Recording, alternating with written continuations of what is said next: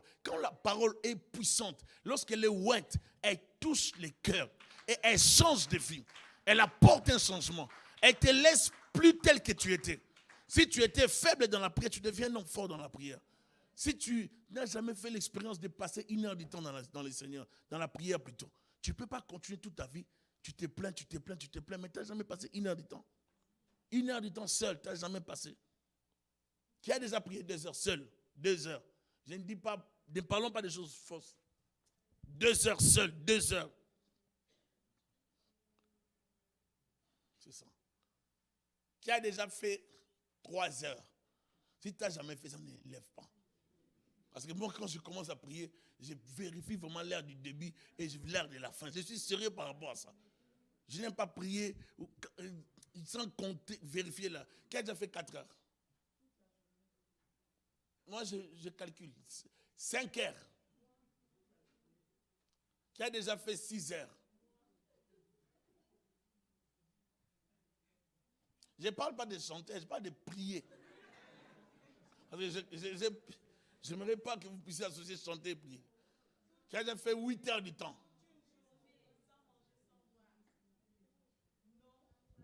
Qui a déjà fait 10 heures?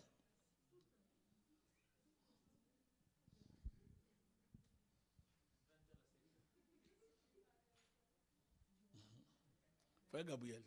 Frère. Amen. Mais c'est important de faire ça. En fait, quand Dieu vous donne la possibilité de vivre certaines expériences, vous pouvez tenter de le faire. Amen. Quand Dieu vous donne la possibilité de vivre ça, je n'ai pas dit fuis le travail demain, on va te mettre dans la porte. Je n'ai pas dit ça, il faut comprendre. Tu veux faire ton expérience, par exemple, tu dis les vendredis qui arrivent, je vais veiller, je vais prier seul. Jusqu'au matin, comme ça je me repose et je commence mes activités vers midi, 13h. Tu peux arranger ton temps. Je ne dis pas que vous êtes obligé de faire ça. Mais il faut des fois pousser quand même son esprit à aller chercher encore plus de Dieu en vous. Vous voyez, allez chercher encore Dieu. Allez encore chercher Dieu. Cherchez à vivre encore d'autres expériences avec le Seigneur dans la prière. Amen.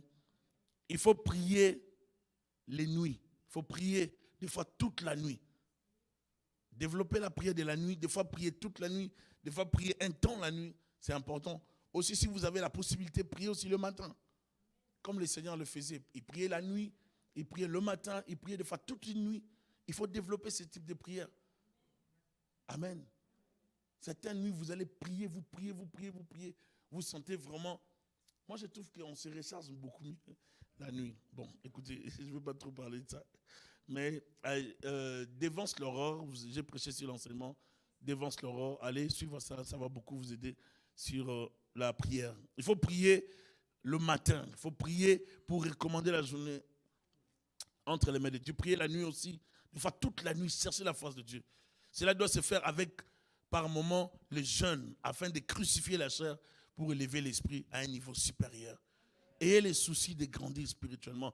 Ayons les soucis de changer de niveau. Ils ont dit, car nous ne pouvons pas ne pas parler de ce que nous avons vu et entendu. J'aimerais donner cette vérité. Frères et sœurs, n'abandonnez pas de suivre le Seigneur, de servir Dieu à cause de certaines réalités, de certains problèmes qui sont comme des menaces. Amen. Les réalités de la vie peuvent vous empêcher de persévérer, d'être constant dans la présence de Dieu, d'aller à l'église, d'aller servir Dieu, chercher la face du Seigneur. Vous devez être persévérant. Vous devez vous battre. Vous ne devez pas vous décourager parce qu'il y a des problèmes, parce qu'il y a des soucis. Vous devez vraiment être persévérant. Ils leur firent de nouvelles menaces et les relâchèrent, ne sachant comment les punir à cause du peuple, parce que tous glorifiaient Dieu de ce qui était arrivé. Quand le Saint-Esprit arrive, il descend, il crée des preuves. Il y avait un miracle palpable. On ne pouvait pas les toucher à cause du peuple, parce que le peuple avait vu les miracles. Il faut produire des miracles. Lorsque nous produirons des résultats, je tiens à vous assurer, frères et sœurs, les gens n'auront pas à parler. Amen. Dieu peut vous utiliser même dans la famille. Dieu peut vous utiliser même dans la famille. Vous pouvez guérir des malades. Dieu peut faire de grandes choses avec vous. Ne paniquez pas quand vous êtes face à une situation donnée. N'ayez pas la panique. Gardez la foi et priez seulement avec foi. Car l'homme qui avait été l'objet de cette guérison miraculeuse était âgé de plus de 40 ans. Donc lui-même pouvait parler. Amen. Hein? Après avoir été relâchés, ils allèrent vers les leurs et rencontrèrent tout ce que les principaux sacrificateurs et les anciens leur avaient dit. Lorsqu'ils l'eurent entendu, ils élevèrent à Dieu la voix tous ensemble et dirent, Seigneur, toi qui as fait les ciels, la terre, la mer et tout ce qui s'y trouve. C'est toi qui as dit par le Saint-Esprit, par la bouche de notre Père, ton serviteur David, pourquoi ce tumulte parmi les nations? Lorsqu'il y a des bonnes choses que Dieu commence à faire, il y aura des tumultes parmi les nations. Il y aura des tumultes parmi les peuples, parmi les amis, les connaissances. Il y aura des gens qui vont commencer à parler. Lorsque vous voyez ce genre de choses, n'arrêtez pas. Parce que vous êtes en train de chercher Dieu. Vous commencez à voir Dieu dans votre vie. Vous marchez dans la crainte de Dieu. Mais il y a comme une agitation qui veut s'opposer. Quand vous voulez traverser certaines dimensions ou niveaux spirituels, le diable va aussi s'opposer à votre croissance spirituelle. C'est comme ça que vous allez voir certaines personnes, elles commencent à beaucoup prier, à chercher la face de Dieu, à se consacrer, et directement les problèmes arrivent. Les problèmes arrivent à gauche et à droite, des factures, des problèmes, tout, même des choses que vous avez oubliées, ça sort directement pour vous déstabiliser. Ne suivez pas des situations comme ça. Quand tu commences vraiment, tu as pris la décision, tu dis cette fois-ci je vais faire ça, directement, le diable vient aussi avec d'autres réalités pour t'affaiblir. Parce que ce que le diable n'aime pas, c'est que le diable n'aime pas celui qui tend la main vers Dieu pour chercher la puissance. Il n'aime pas ça. Il n'aime pas que nous soyons remplis par le Saint-Esprit. Il a peur de cette puissance. Jésus a dit, attendez jusqu'à ce que vous serez quoi? Revêtus. Il ne veut pas de ces revêtements. Il ne veut pas de la plénitude de l'esprit. Il ne veut pas que nous soyons remplis. Parce que si vous êtes remplis, vous aurez du mal à faire des erreurs. Vous aurez du mal à vivre dans les péchés. Vous aurez du mal à tomber dans le piège du diable. Vous aurez une vie de victoire tout le temps. Donc le diable sait toutes ces choses. Il va tout faire pour combattre votre relation avec Dieu. Il va tout faire pour combattre votre vie de prière. Il va tout faire pour vous donner des préoccupations. Comment vous n'aimez plus prier parce que vous travaillez? Comment voulez-vous? Parce que vous commencez à travailler, la prière doit baisser. Parce que vous avez eu un enfant, vous n'avez plus le temps de prier. Mais frères et sœurs, à un moment donné, ça doit nous interpeller. Un enfant n'est pas un empêchement à la prière. Je répète, un enfant n'est pas un empêchement à la prière. Même si on vient de mettre au monde aujourd'hui, il faut prier. Vous pouvez prier, vous pouvez vous organiser à prier. La vie de prière, c'est tout le temps. Ce n'est pas parce qu'on vient d'accoucher, il y a 2 semaines, 1 semaine, 1 mois, 1 année, qu'on ne peut pas prier. Il faut prier, frères et sœurs. La prière, c'est comme la nourriture de l'âme. La prière vous maintient en relation avec Dieu. Combien sont ceux-là qui ont des dons, des grâces, des visions, des dons qui peuvent exploser s'ils prient beaucoup? Il suffit de beaucoup prier, vous allez voir. Vous allez voir ce que Dieu va faire avec vous. Il y a des années, j'ai lu le livre de Thomasin lorsqu'il parle de les chasseurs de Dieu, lorsqu'il parle aussi de je l'ai trouvé après l'avoir chassé. Ce sont des bons livres. Ce sont des livres qui me motivent beaucoup. Je l'ai trouvé après l'avoir chassé. Il faut prier, frères et sœurs. Il y a de ces livres que vous devez lire. Lorsque vous les lisez, tu sens vraiment que ça te pousse à parler. De ces livres comme de Mahesh Chavda, tu lis, ça me pousse à la prière. Il y a de ces livres qu'il faut lire. Ça doit vous booster dans la prière. Quand tu lis, tu sens que, comme un jour j'avais lu, je ne sais pas si c'est Zacharias ou bien c'est un Nigérien, je ne sais plus. Mais un monsieur qui parlait d'un sujet, j'étais jeune en Afrique, et puis il parlait d'un sujet, il parlait comment est-ce qu'il priait. Il mettait ses pieds dans un seau d'eau froide et puis il priait. Pour ne pas dormir. Dès que j'ai pris l'information dans le livre, j'ai dit non, c'est fini. Comme j'ai prié beaucoup la nuit, j'ai dit je dois faire l'expérience. Et je prenais mon seau, je mettais les pieds à l'intérieur. Prière. Donc là, je ne vais pas dormir. Je vais sentir Dieu. Et maintenant, regardez, je priais tellement à 7 heures, 8 heures. Mais des fois, après avoir fini, c'est là que je vais vivre les oppressions.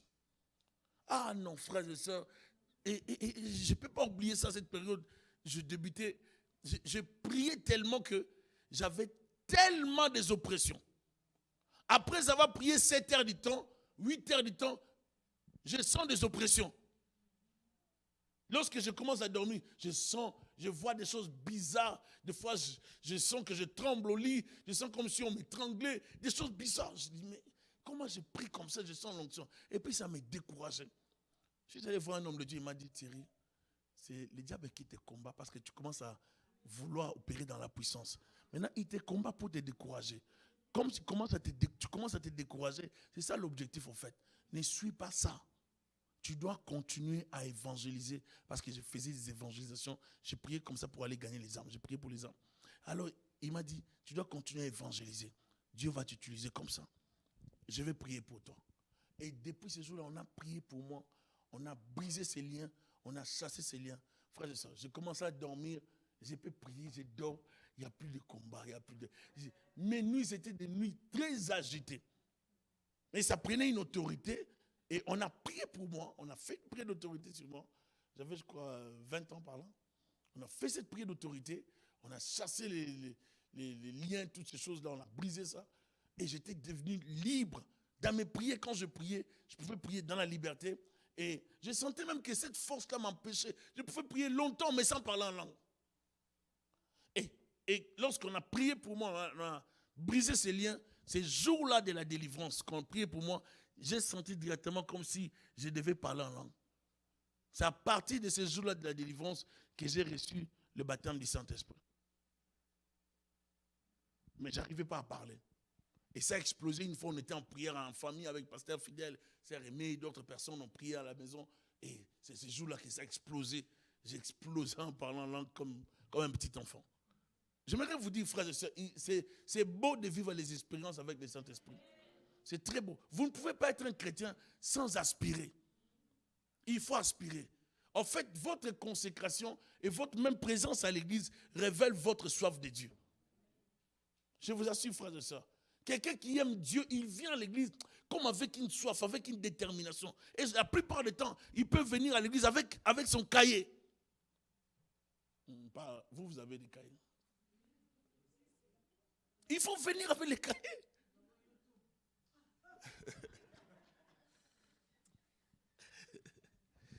Il faut venir avec les cahiers en live. Parce que lorsque vous suivez la prédication, vous écrivez directement. C'est bien pour vous. Sur YouTube, vous pouvez aller ajouter certaines choses que vous avez ratées. Mais il faut toujours amener un cahier, il faut écrire. Moi, j'ai des vieilles prédications de 93, 14, 95 que j'ai prêché. Et même que j'ai suivi d'autres frères que j'ai encadrés, qui ont prêché. Je me rappelle, j'ai retrouvé dans mon ancien cahier la prédication d'un frère que j'ai encadré, sa première prédication en 98. J'ai retrouvé ça, j'ai dit, oh, ça m'a fait tellement du bien de voir que j'ai copié quand même. J'écrivais. C'est important d'écrire. Les écrits restent. Il faut écrire. Une fois, je suivais une prédication que j'avais faite en 95. C'était dans une cassette audio, tout ça. J'ai entendu des versets que j'ai donnés. J'étais choqué moi-même que j'ai donné ces versets. Je me suis dit, oh non, je connaissais ces versets à l'époque. J'étais comme choqué. Je ne pouvais pas. Des années comme plus tard, je me suis dit, oh, donc à 20 ans, j'avais déjà ces versets-là. C'est important d'écrire. C'est important d'être sérieux avec des choses de Dieu. Vous ne pouvez pas aller à l'université et dire que vous n'écrivez pas parce que vous allez retenir. Vous serez saturé avec les cours. Donc il faut écrire. L'église est comme l'école, l'université du Seigneur. On a beaucoup de choses à lire, beaucoup de choses à enseigner. Donc il faut par moment écrire. Il faut par moment écrire.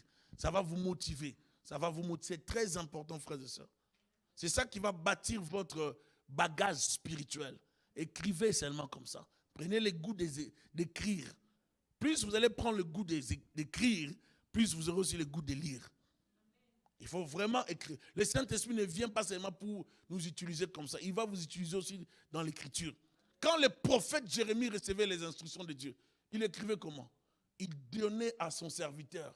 Il disait, commence à écrire. Il donne des instructions. Il donne. L'autre écrit. Lui, il voit, lui, il écrit. Quand Jean reçoit la révélation dans l'île de Patmos, c'est lui qui écrivait. Jean était vieux. Je ne crois même pas qu'il avait vraiment la capacité de bien voir.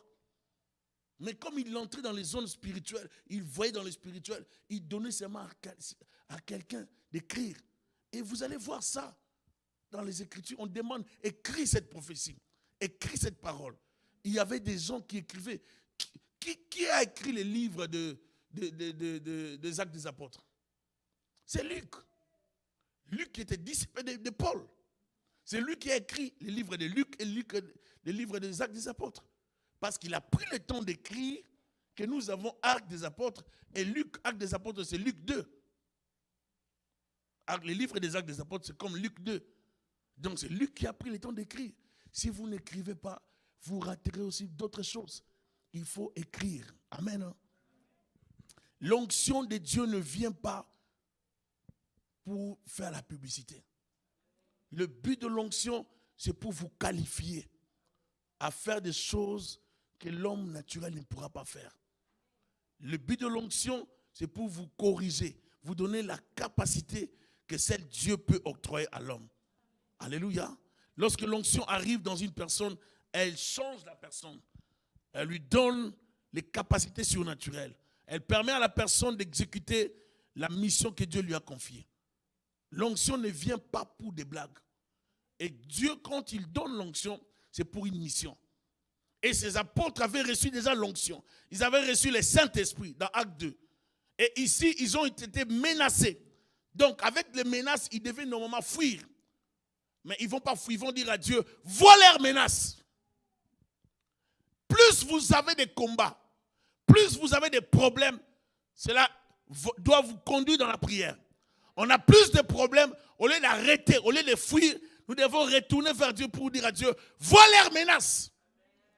Il faut arriver à ce point, lorsqu'il y a des tumultes, lorsqu'il y a des accusations, parce que vous savez, dans la vie, j'ai compris qu'il y a des gens qui attendent les mauvaises nouvelles des autres.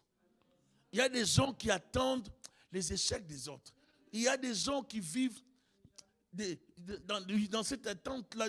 Ils veulent savoir, est-ce que le frère Christopher n'a pas gaffé ce jour-ci? Est-ce que tu n'as pas de ces nouvelles? Il y a des enquêteurs. Vous savez, lorsqu'on était... Bon, il y a des inspecteurs gadgets. Il y a donc des gens... Donc, il y a des inspecteurs, des gens qui ont tout, des Columbo, des gens qui ont l'esprit d'enquêter dans la vie des autres. Ils veulent voir des erreurs dans votre vie. Il y a des gens qui ne veulent pas voir. Ils ne supportent pas que vous puissiez servir Dieu, que vous puissiez vous consacrer. Depuis que vous commencez à cette église, vous exagérez aussi. Mardi, tu étais là-bas. Mercredi, tu étais là-bas. Jeudi, tu étais là-bas. Vous voulez voir quoi? Ça devient quoi? On vous contrôle, on vous domine.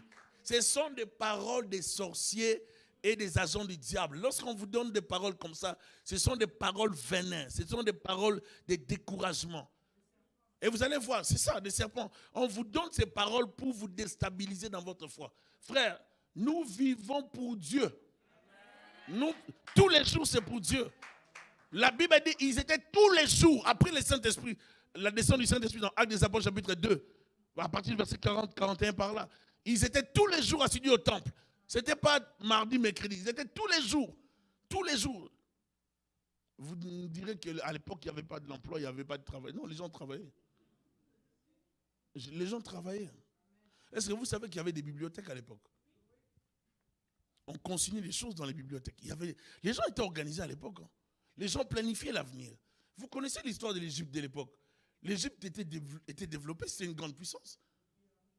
Les gens là de l'Égypte, des fois nous pensons que les gens primitifs, les gens de cette époque n'y réfléchissaient pas. Nous nous trompons. Je répète, nous nous trompons.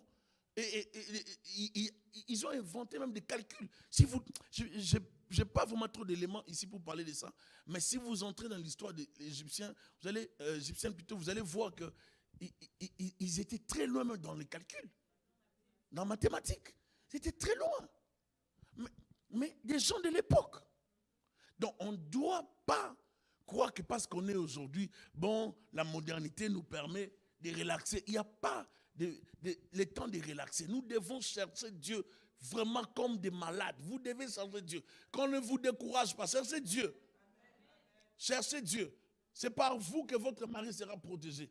Si vous priez beaucoup, vous allez voir la main de Dieu sera dans votre famille. Dieu va protéger ton foyer. Dieu va garder ton mari dans la paix. Le malheur, moi j'ai toujours dit, Il y a des dieux. J'ai béni Dieu pour ma mère parce qu'il y a des gens qui disent, tu parles de ta mère, mais je peux parler de qui? Je parle des choses que j'ai vécues.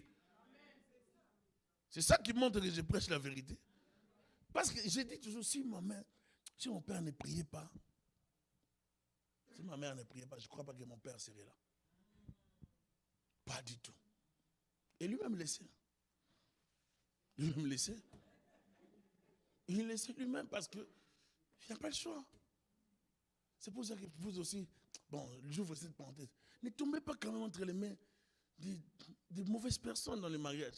Soit l'homme, soit la femme. Choisissez bien. Oh, il est beau, elle est belle. Mais ce n'est pas ça les premiers critères. Ce n'est pas seulement la beauté ou bien la beauté. Non, ce n'est pas ça. La spiritualité aussi. Il doit prier, elle doit prier. Parce que c'est lui qui va te protéger. Ce n'était pas prévu, mais je vais dire ça. J'ai vu sur Internet quelque chose, comme ça vient, je dois donner quand même l'exemple. Bon.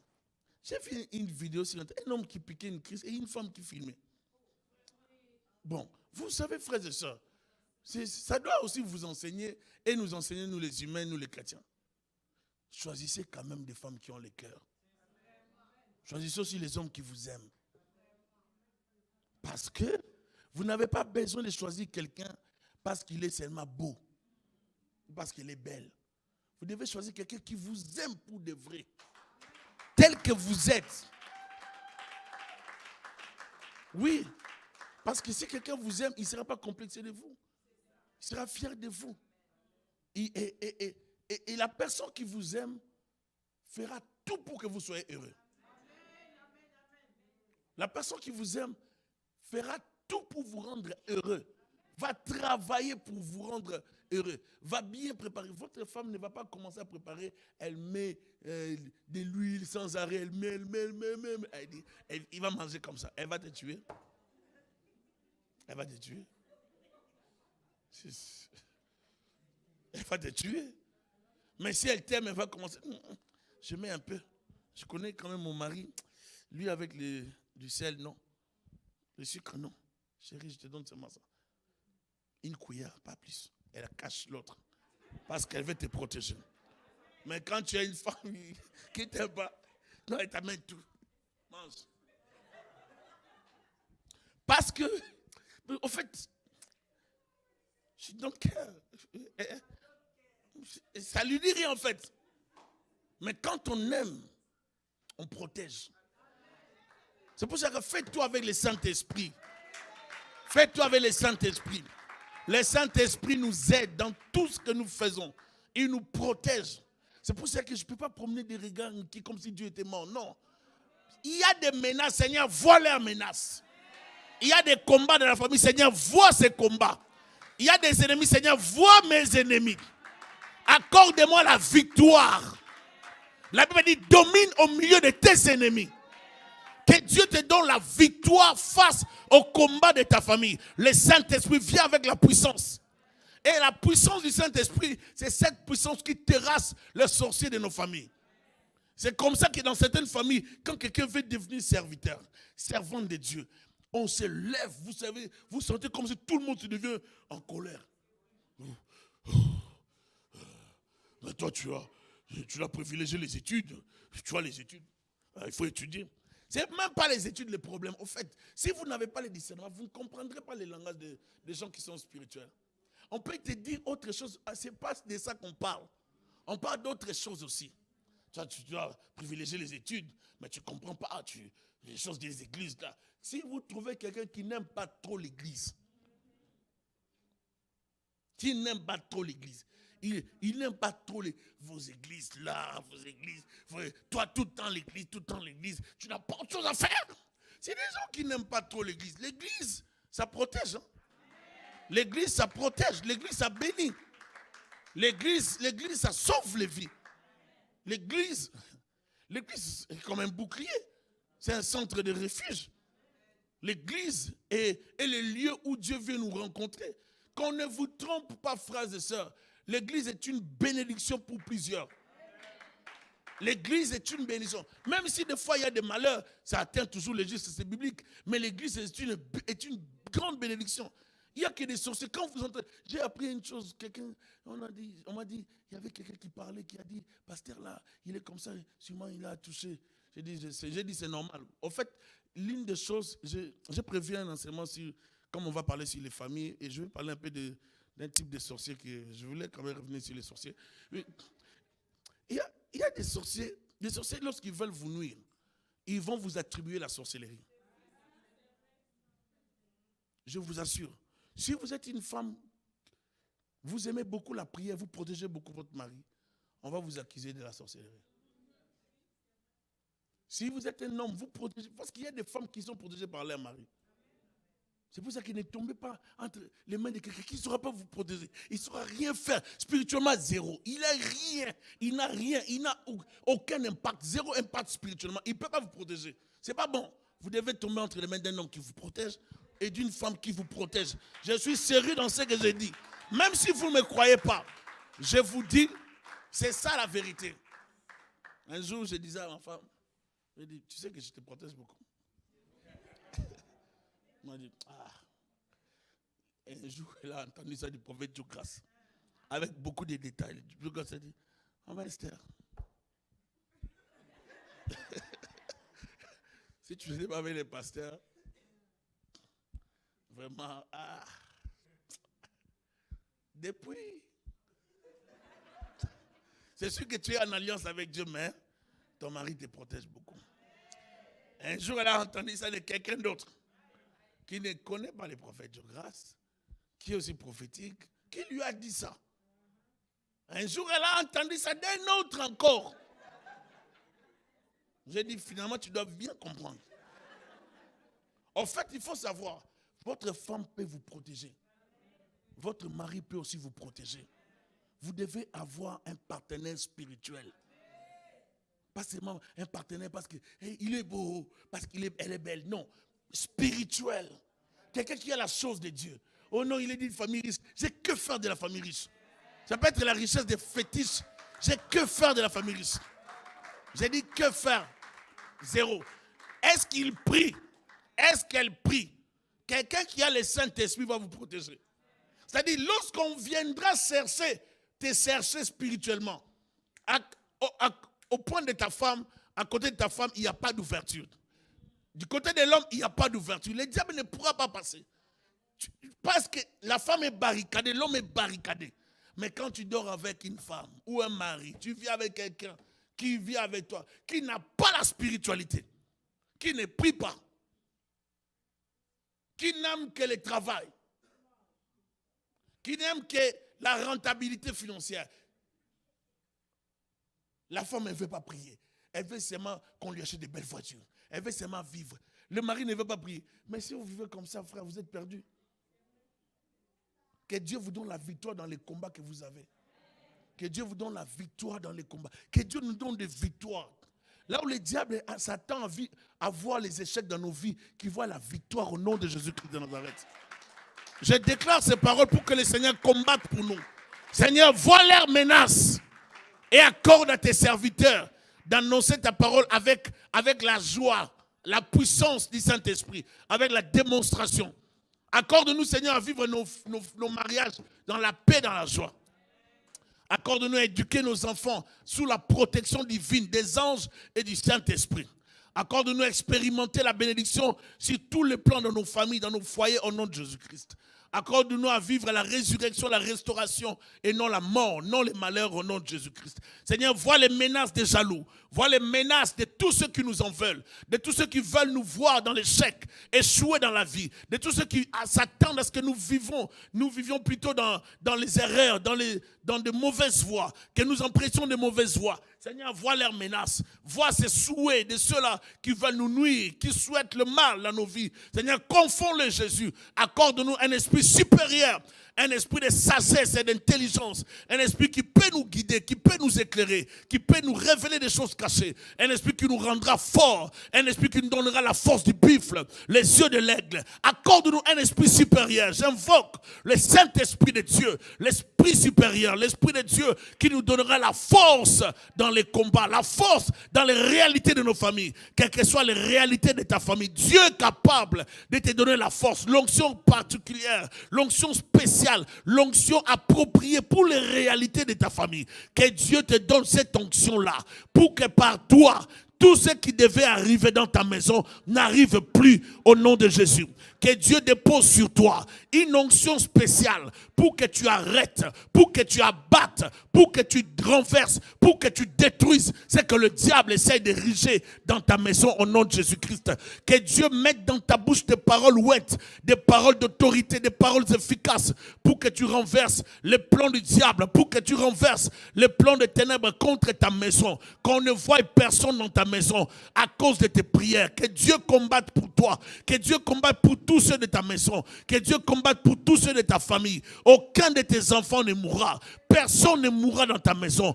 Pas ta femme, pas ton mari, pas tes enfants. Au nom de Jésus-Christ de Nazareth, que le Seigneur se lève contre les esprits de pauvreté qui combattent ton travail, qui combattent tes projets, qui combattent ta destinée spirituelle, qui combattent ton appel, qui combattent ton mariage. Au nom de Jésus de Nazareth, je refuse que la mort arrive dans ta famille, que la mort n'arrive pas dans ta maison. Au nom de Jésus.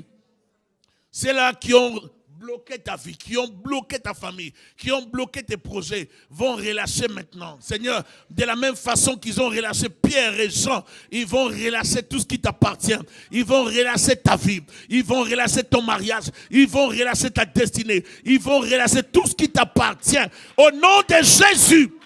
Tous ceux qui bloquaient une partie de ta vie sont appelés maintenant. Je les intime l'ordre de relâcher ta vie, relâcher ta destinée, relâcher ton esprit, ta santé, ta famille au nom de Jésus. Nous ne venons pas ici pour blaguer. Seigneur, je viens parler à tout esprit qui combat ma soeur, qui combat mon frère, qui combat un membre de cette église, qui combat celui qui me suit avec la foi. Que cet esprit-là qui te combat, qui te cherche nuisance, puisse fuir maintenant. Sur l'ordre du Saint-Esprit, au nom de Jésus-Christ de Nazareth, que ces esprits te lâchent, lâchent ta vie, lâche ta destinée, lâche tes enfants, lâche leurs études, lâche leur avenir, lâche leur santé. Au nom de Jésus de Nazareth, je suis en train de prier pour que le Seigneur accompagne ta maison, pour qu'il protège tous ceux de ta maison.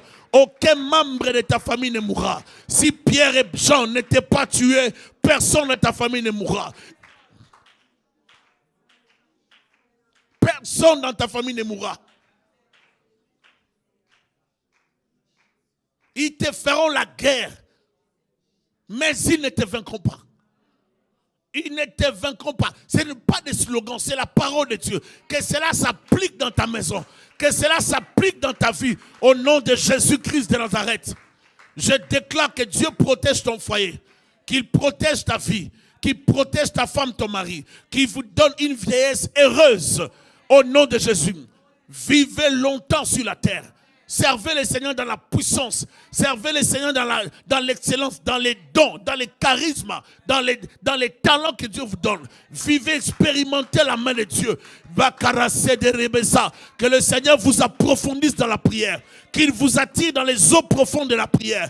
Dans la vie de jeûne, dans la vie de consécration. Dans une vie de crainte de Dieu. Que tout ce qui n'est pas de Dieu, c'est loin de ta vie. C'est loin de ta maison. Au nom puissant de Jésus, je viens parler, condamner toute œuvre du diable qui s'oppose à ta vie, qui s'oppose à ton bonheur. Au nom de Jésus. Le diable est un menteur, il n'a pas les derniers mots. Il n'a pas les derniers mots. Que le Seigneur t'équipe, qu'il te soit favorable. Je prie Dieu qu'il restaure ta vie de prière. Qu'il te restaure. Recevez la soif de la prière. Recevez la force de la prière. Recevez la motivation, les ailes de la prière. Allez dans la présence de Dieu. Priez des heures et des heures. Que Dieu vous donne cette force-là, cette capacité. Si vous en avez besoin, recevez cela au nom de Jésus de Nazareth. Que votre vie spirituelle change. Allez dans un autre niveau supérieur au nom de Jésus-Christ. Qu'il vous ouvre les dons, les grâces.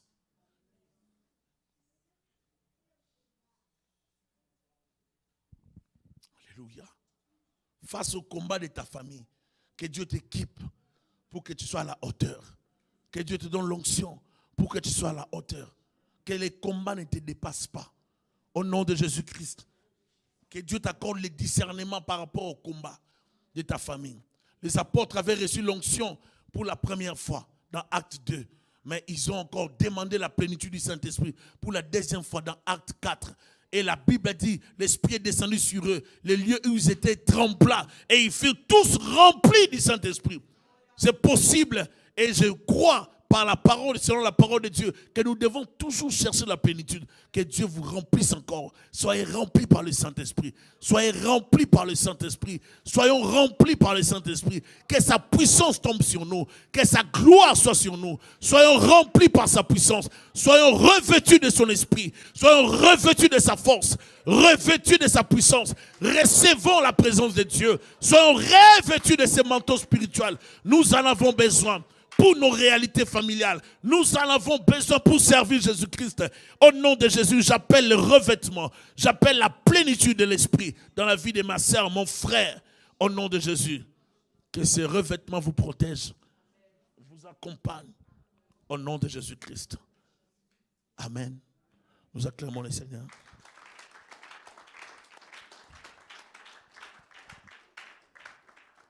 Amen.